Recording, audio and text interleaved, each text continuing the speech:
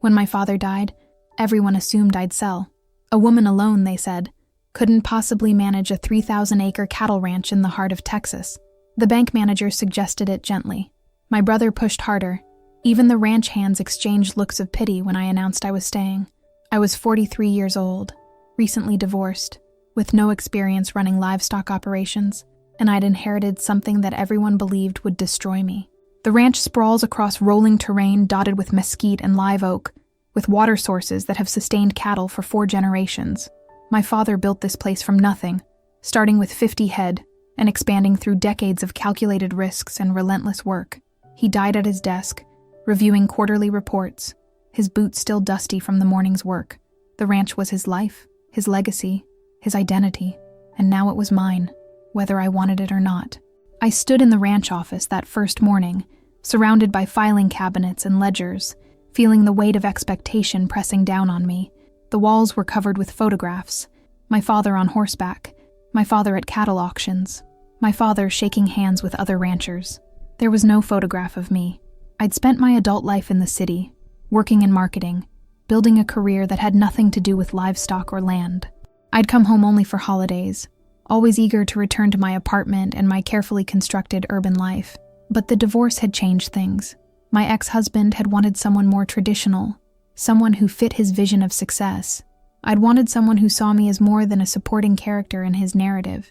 We'd both gotten what we wanted, freedom from each other. Now I was standing in my father's office, holding the deed to a ranch I didn't know how to run, facing a future that terrified me. The ranch hands were waiting for direction. The cattle needed care. The bills needed paying. And everyone in the county was waiting to see how long it would take before I admitted defeat and sold to the highest bidder. I sat in my father's chair and pulled out the first ledger. If I was going to fail, at least I'd fail trying. The first weeks were humbling. I learned that I didn't know the difference between a heifer and a cow, that calving season was a crisis waiting to happen, that water management was more complex than I'd ever imagined. The ranch hands, Miguel, James, and Tommy, were patient but clearly skeptical.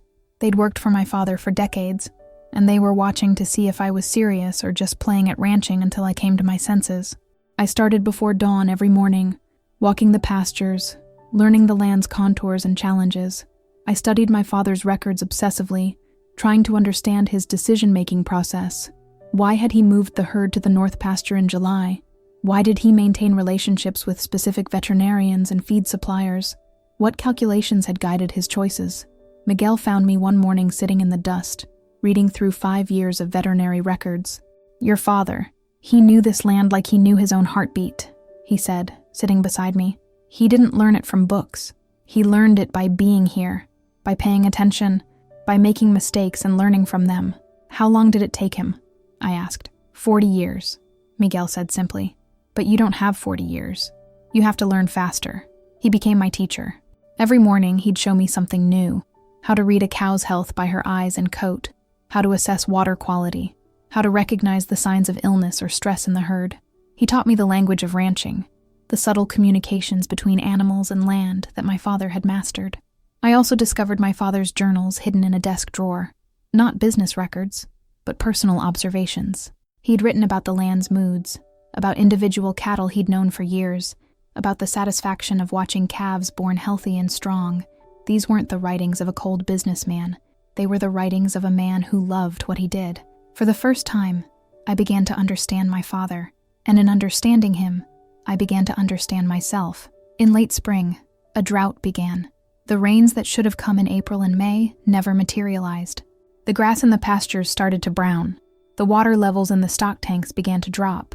By June, I was facing a decision that would define my tenure as ranch owner: sell off a significant portion of the herd to reduce pressure on the land, or risk losing everything if the drought continued. The bank manager called. You should consider liquidating, he said carefully. Your father would have made this decision by now, but I wasn't my father. I didn't have his decades of experience to guide me. I had only my instincts and my determination not to fail. I called a meeting with Miguel, James, and Tommy. We sat in the ranch office, and I laid out the situation honestly. I don't know what to do, I admitted. I could sell off half the herd and be safe, or I could trust that the rains will come and risk losing everything. The rains will come, Miguel said with certainty. They always do. Your father, he weathered droughts before. He never panicked.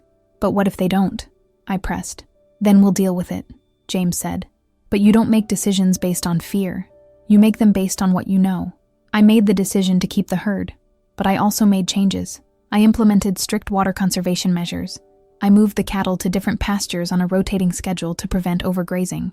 I negotiated with feed suppliers to supplement the herd's diet as the grass became scarcer. I worked 18-hour days, monitoring every aspect of the ranch's operations. And then, in early July, the rains came.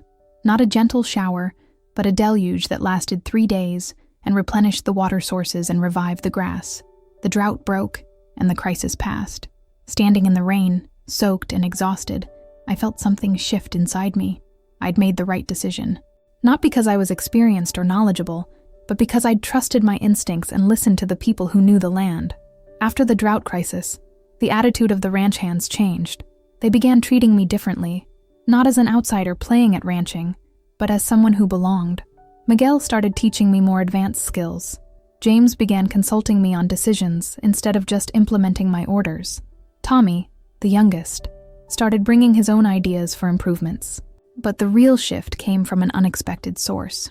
A neighboring rancher named Jack Hollister, who'd been one of my father's oldest friends, stopped by one afternoon. He was a man in his 60s, weathered and direct, with a reputation for being tough but fair.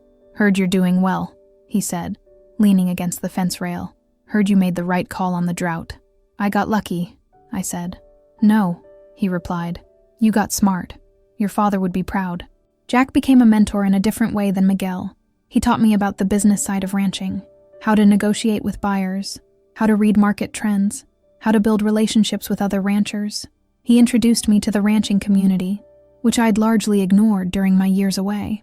I discovered that ranching wasn't a solitary endeavor. It was a community of people who understood the challenges and supported each other through crises. When one rancher's barn burned down, others helped rebuild. When drought threatened the region, ranchers shared water sources and resources. There was a code of honor, a recognition that survival depended on mutual support. I also discovered that there were other women ranchers. Not many, but enough to form a network. A woman named Sarah, who ran a cattle operation 2 counties over, became a friend and advisor. She'd faced the same skepticism I had, the same assumptions that women couldn't handle the physical and mental demands of ranching. They said I couldn't do it either, she told me over coffee. But I did it anyway, and now they respect me because I proved I could. You'll do the same. For the first time since inheriting the ranch, I felt like I wasn't alone. By the end of my first year, the ranch was not just surviving, it was thriving. The herd was healthy, the finances were stable, and I'd implemented several improvements that increased efficiency and profitability. But I wanted to do more than just maintain what my father had built. I wanted to build something new. I began researching sustainable ranching practices. I learned about rotational grazing, about soil health, about the connection between land management and long-term profitability. I attended conferences and workshops. I read everything I could find about regenerative agriculture and its application to cattle ranching. The idea came to me gradually. What if I transformed the ranch into a model for sustainable cattle production? What if I proved that profitability and environmental stewardship weren't mutually exclusive? I presented the idea to Miguel, James, and Tommy. "I want to change how we operate," I told them. "I want to implement rotational grazing, reduce chemical inputs, and focus on building soil health. It will be harder in the short term, but it will make the ranch more resilient and more profitable in the long term." Miguel nodded slowly. "Your father, he was thinking about this before he died. He had books about it, articles. He was planning to make changes. Why didn't he?" I asked. "He was old," Miguel said simply. "Change is hard when you've done things one way for 40 years. But you're young. You can do it." Over the next year, I transformed the ranch's operations. We implemented rotational grazing systems that improved pasture health. We reduced our reliance on chemical fertilizers and pesticides. We invested in water conservation infrastructure.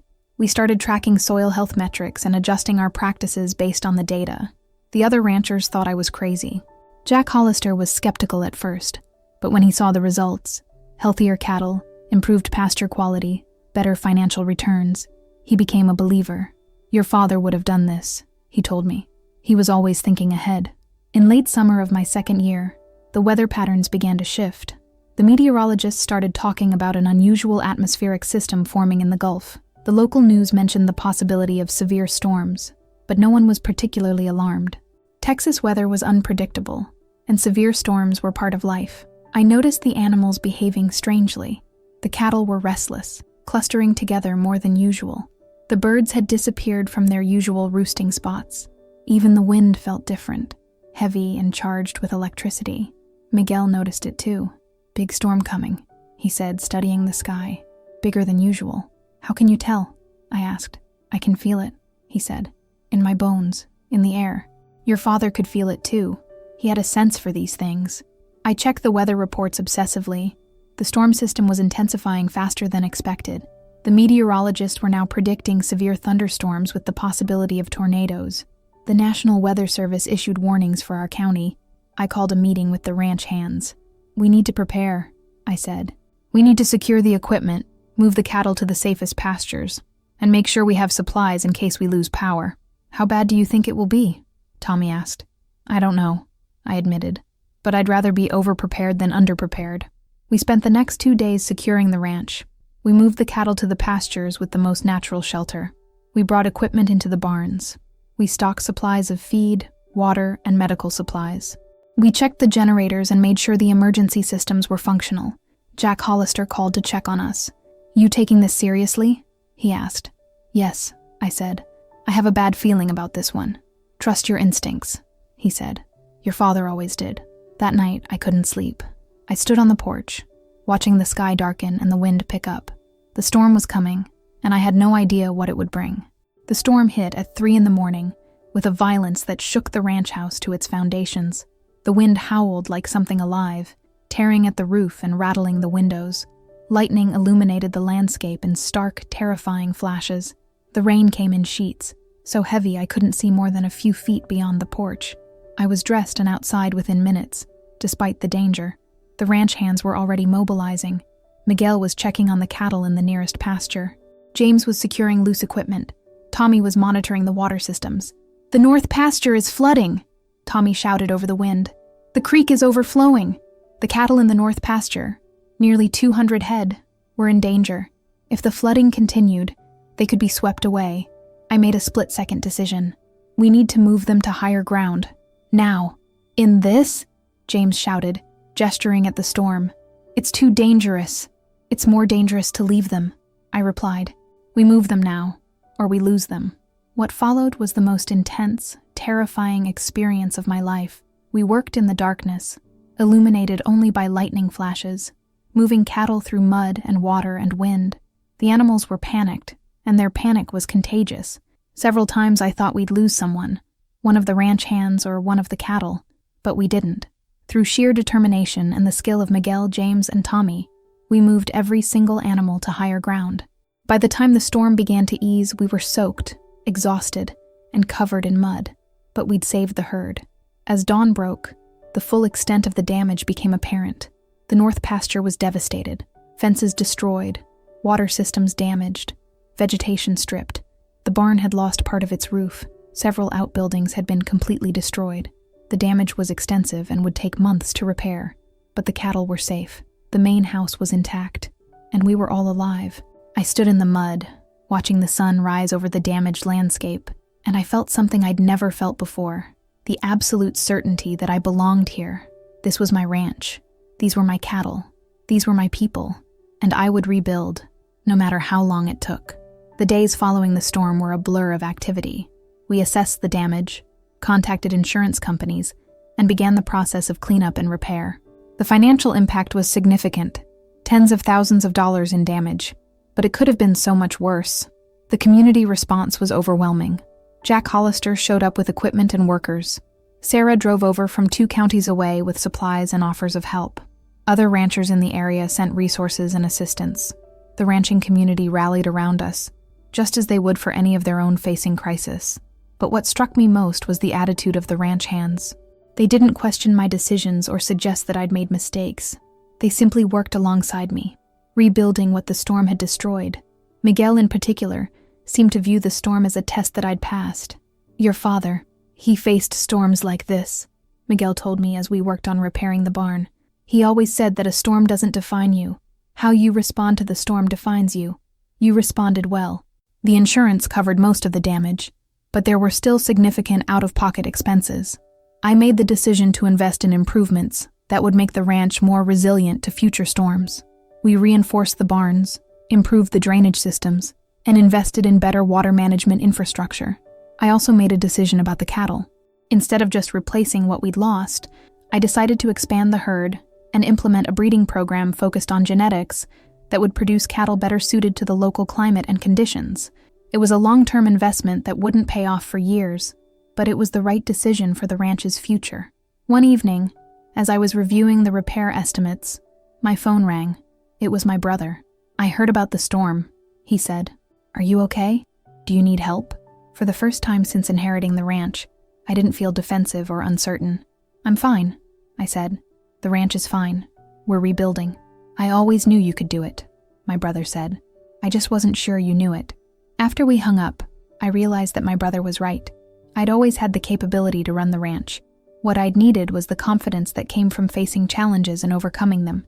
By the end of my second year, the ranch was not just recovered from the storm, it was thriving. The herd had expanded, the sustainable practices were showing measurable results, and the financial performance was exceeding my projections. More importantly, the ranch had become a model for other operations in the region. Agricultural extension agents started visiting to study our rotational grazing systems. Other ranchers began asking for advice on implementing sustainable practices. Universities reached out about conducting research on our land. The ranch that everyone had assumed would fail under my management was becoming recognized as one of the most innovative operations in the state. The bank manager who'd suggested I sell came by one afternoon. "I owe you an apology," he said, looking at the financial statements. "I didn't think you could do this. I was wrong." "You weren't alone," I replied. "Most people didn't think I could do it, but you did," he said. "And you did it better than your father did. He was a good rancher, but he was stuck in old ways. You're building something new." The local ranching community held a dinner in my honor. Jack Hollister gave a speech about how I'd proven that ranching wasn't about gender or experience. It was about determination, intelligence, and a willingness to learn. Sarah spoke about how my success had opened doors for other women in the industry.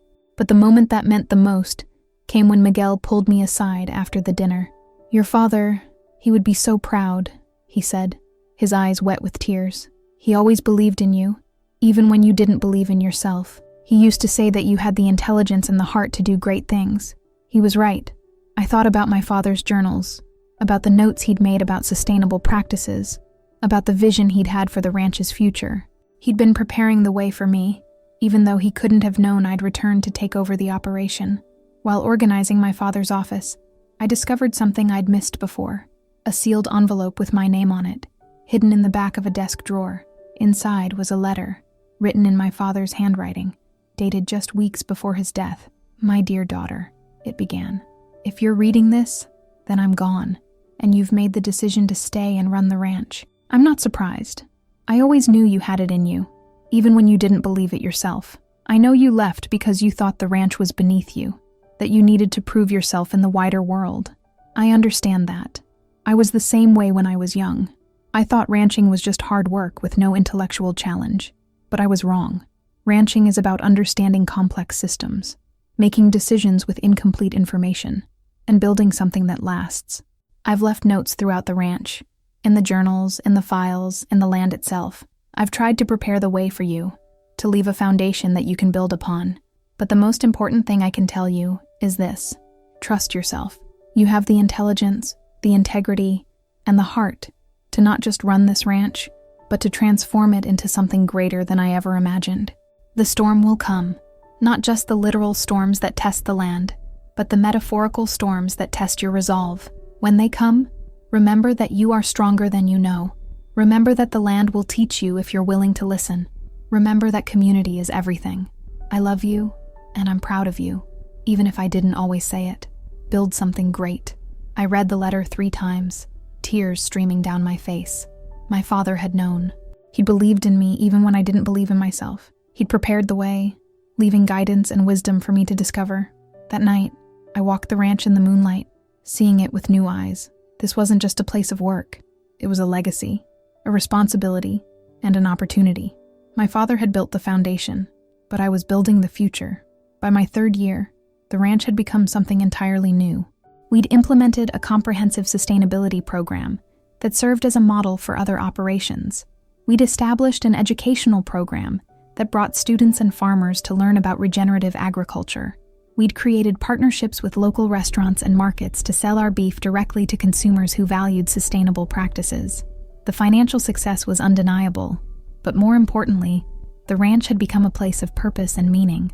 The work we did mattered not just to us, but to the broader community and the environment. I also made changes to the human side of the operation. I hired 2 additional ranch hands and created a training program for young people interested in learning sustainable ranching. I established profit-sharing arrangements that gave Miguel, James, and Tommy a stake in the ranch's success.